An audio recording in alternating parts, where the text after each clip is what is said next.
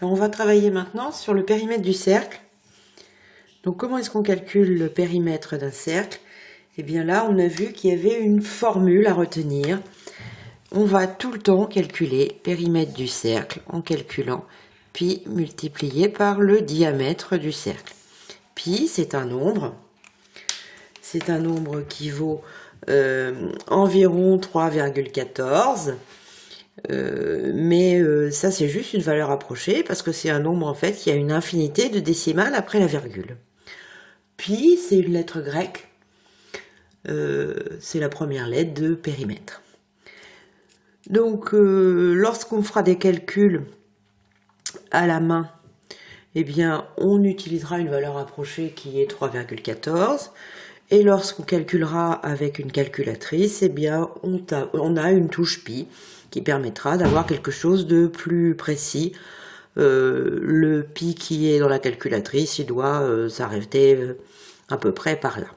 Alors, donc cette formule périmètre du cercle égale pi fois diamètre, eh bien il faut la prendre par cœur. On va l'écrire à chaque fois qu'on en aura besoin. Donc travaillons sur un premier exemple.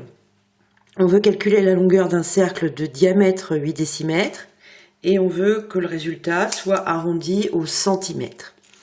Donc là, qu'est-ce qu'on a comme information? On connaît le diamètre qui fait 8 décimètres et l'arrondi, on vous précise comment on veut arrondir et on vous dit que c'est sans calculatrice. Alors on va rédiger, eh bien, quand vous aurez un exercice à rédiger, il faudra faire comme sur le modèle là. Donc comment est-ce que je vais faire? Eh bien la première chose, c'est que puisque c'est un cercle, je sais que je dois utiliser ma formule. Périmètre du cercle égale pi fois diamètre, donc je l'écris.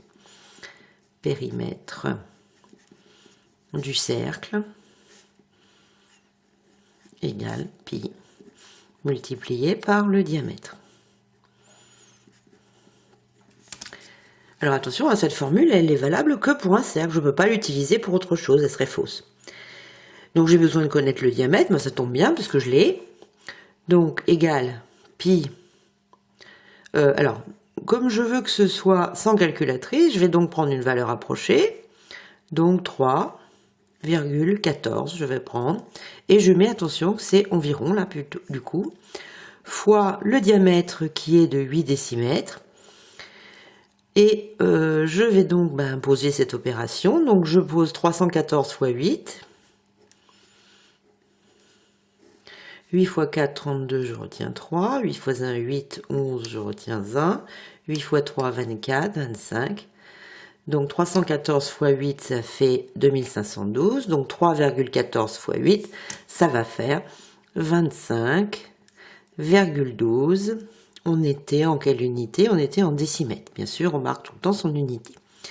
Maintenant, attention, c'est pas fini, on vous demandait d'arrondir au centimètre. Alors, au centimètre, dans 25,12, le chiffre 5, là, c'est le chiffre des décimètres.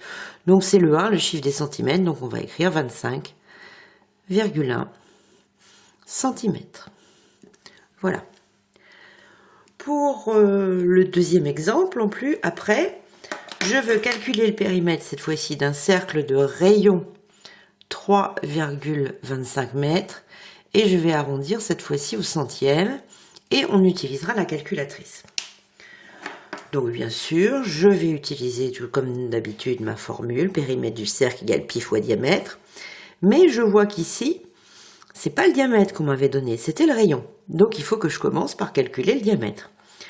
Donc comment je le calcule? Eh bien le diamètre c'est le double du rayon, donc 2 fois 3,25, ça fait 6,5. 6,5 on est en mètres. Donc je vais écrire ma formule maintenant, périmètre du cercle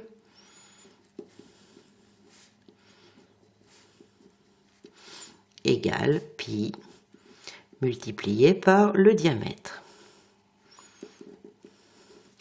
Donc égal, comme je sais avec calculatrice, je continue d'écrire pi fois 6,5. Donc je vais taper ça à la calculatrice. Et la calculatrice va m'afficher 6,5 pi, certainement. Donc ça, c'est la valeur exacte en mètres. Mais en sixième, c'est pas ce que nous intéresse. On va donner une valeur approchée. Donc là, une fois que j'ai la valeur exacte, Si je suis sur Casio, eh bien j'appuie sur la touche SD pour avoir une valeur décimale.